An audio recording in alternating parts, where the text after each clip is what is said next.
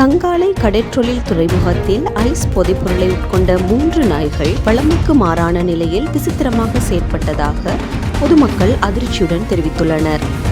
தெற்கு கடலில் மிதந்த நிலையில் சட்டவிரோதமாக கொண்டுவரப்பட்ட 51 பொதிகளில் அடைக்கப்பட்டிருந்த போதைப் பொருட்களை இலங்கை கடற்படையினர் கடந்த செவ்வாய்க்கிழமை கைப்பற்றி அவற்றை தங்காலை கடற்றொழில் துறைமுகத்தில் களஞ்சியப்படுத்தி வைத்திருந்துள்ளனர்.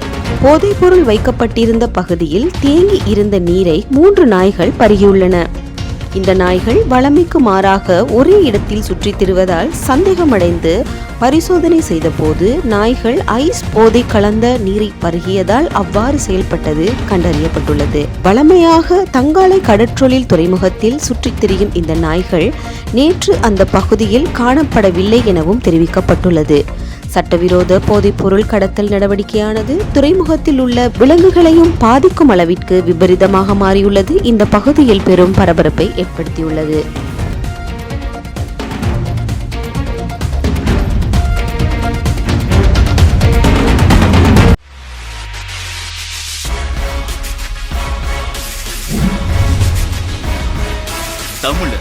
தமிழ் பேசும் மக்களின் கருத்துரிமை காவலர்.